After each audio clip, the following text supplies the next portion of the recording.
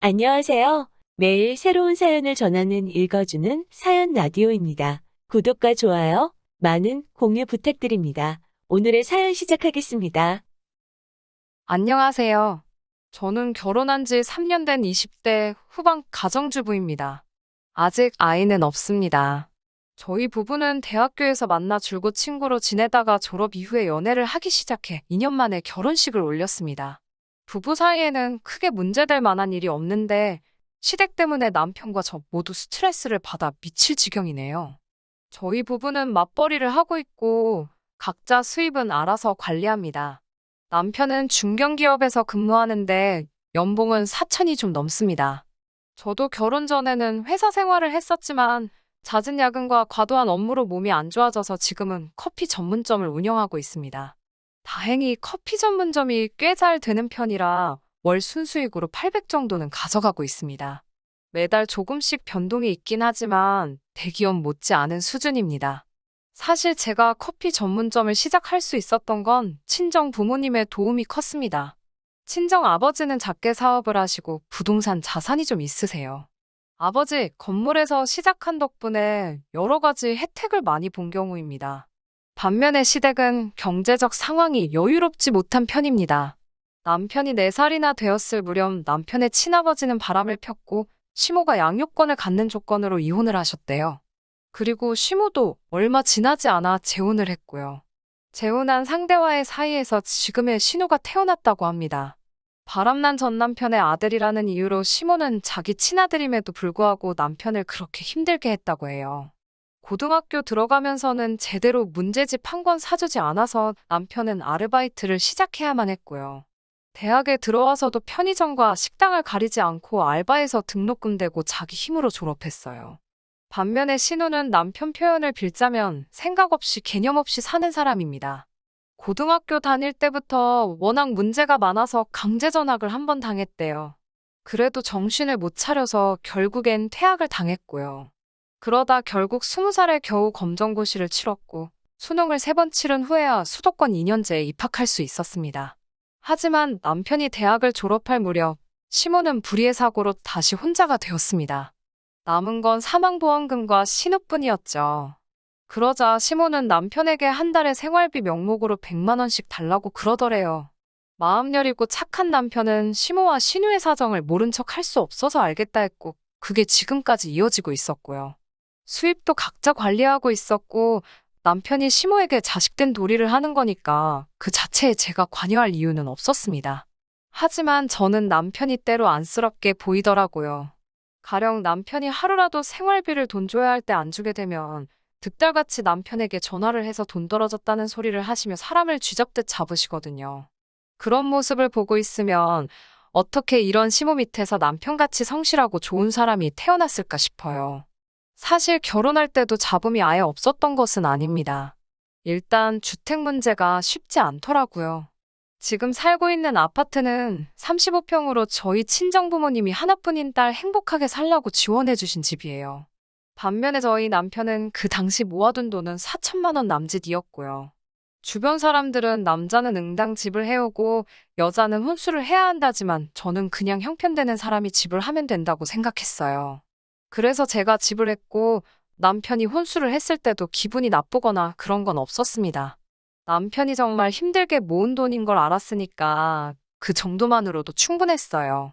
시모랑 신우는 경기도 외곽 빌라에서 둘이 살고 있었고 그 곳 전세 보증금은 1억이었는데 그런데 그 1억은 나중에 신우 결혼할 때 쓰실 거라고 저희한테 절대 넘보지 말라고 하시더군요. 남편도 저도 애시당초 그 돈에는 관심도 없었는데 말이죠. 하지만 제가 집을 해왔기 때문에 예단은 안 하는 걸로 생각했어요.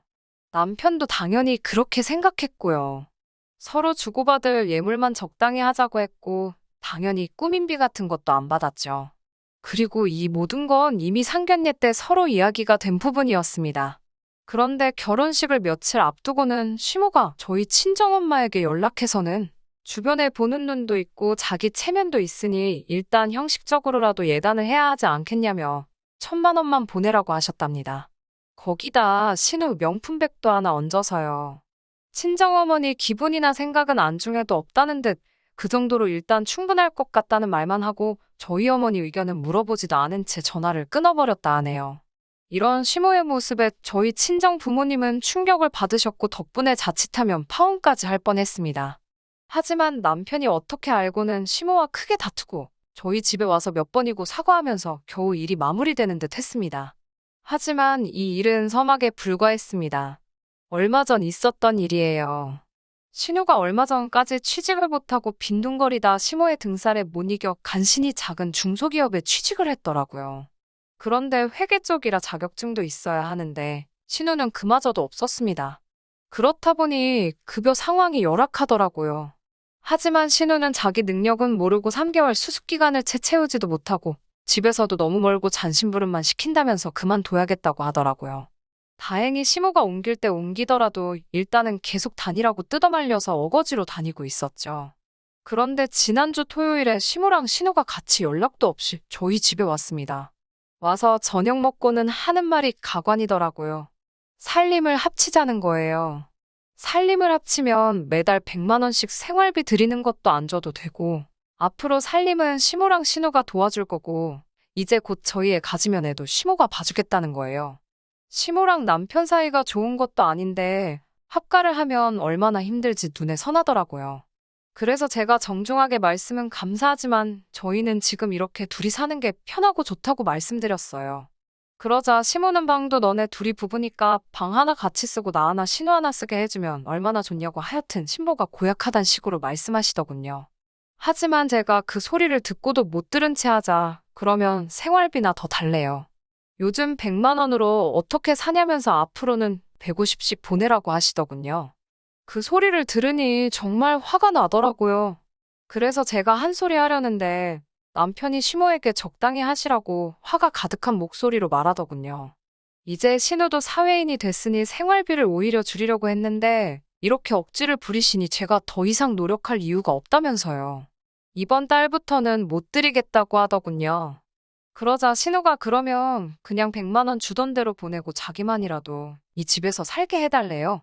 출퇴근하기 힘들어 죽겠다면서요. 자꾸 억지를 부리는 신우에게 남편이 너도 제발 네 힘으로 살아보라고 따끔하게 혼내더군요. 시모와 신우는 드디어 네가 본색을 드러낸다면서 남편에게 지 집 나간 아빠 닮아서 아주 냉정하다고 그래서 내가 내 배불러 나왔어도 너한테만큼은 항상 정이 안 갔다며 막말을 쏟아내더군요. 아내로서 남편이 그렇게 상처받는 걸 옆에서 지켜볼 수만은 없어서 저도 시모에게 달라들었어요. 내 남편한테 함부로 말하지 마시라고요. 조금이라도 어른 대접 받고 싶으시면 어른답게 말씀하시라고요. 그리고 신우한테도 너 함부로 떠들지 말라고 그 입 찢어버린다고 했어요. 그러자 시모가 어디 감히 내 딸한테 그따위로 말하냐면서 제 뺨을 때리더군요. 저도 맞고 가만히 있을 수 없어 신우 뺨을 올려 쳤습니다. 그리고 냅다 신우 긴 머리채를 손으로 휘감아 낚아챘어요. 그러자 신우가 사람 살려라고 소리소리를 지르더라고요. 그러자 시모가 저한테 욕짓거리를 하면서 달라들더군요. 제가 신우 머리를 더 강하게 잡아 올리자 신우가 시모에게 엄마 그냥 미안하다고 해. 빨리. 이러면서 난리가 났어요. 남편이 저한테 이제 그만하라고 하기도 하고 이웃집에서 소란스러운 소리에 혹시 누가 신고할까 싶어서 그쯤에서 놔줬어요. 제 손에는 신우 머리카락이 한 움큼 들려있더라고요. 시모는 남편에게 저런 걸 데리고 사는 네 놈도 불쌍하다고 그러자 남편이 제 와이프에게 함부로 말하시면 저도 더는 가만히 안 있겠다고 하며 시모를 노려보더라고요. 시모는 저희더러 미쳤다면서 뒷걸음질을 치며 도망을 갔고요. 그리고 그날 이후로 정말 생활비 지원이며 명절에 용돈 드리던 거 이거저거 해드리던 거 얄짤없이 전부 다 끊었습니다. 그러자 시모랑 신우에게 번갈아가며 전화가 오더라고요. 그렇지만 남편이 이번엔 정말로 독하게 마음을 먹었는지 받지 말라고 아무 대꾸도 하지 말라고 저에게 신신당부를 했어요. 오로지 우리 둘이 행복하게 사는 데만 집중하자고요. 나중에 전에 들은 이야기지만 신우는 결국 그 직장마저도 성실하게 다니질 못해서 입사 2달을 채 못 채우고 잘렸다고 해요. 그리고 살던 빌라도 건물주가 전세금을 올린다고 해서 결국 반지하로 이사를 했고요. 그 이후로 신우는 이런저런 아르바이트를 전전하고는 있고요. 시모는 그 와중에 돈 얼마 벌어보겠다고 동네 아저씨들하고 지저분한 소문이 나서 얼굴도 못 들고 다닌다더군요. 저희 부부는 그 사건 이후로 더욱 서로에게 의지가 돼주며 행복한 결혼 생활을 이어나가고 있습니다.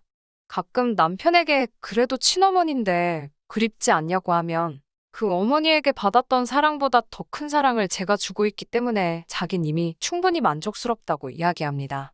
내일 하루는 오늘 하루보다 남편을 더 사랑해 주려고요. 긴 이야기 들어주셔서 감사합니다. 오늘의 사연은 여기까지입니다. 구독과 좋아요, 알람 설정해주시면 앞으로 더 좋은 사연으로 찾아오겠습니다. 감사합니다.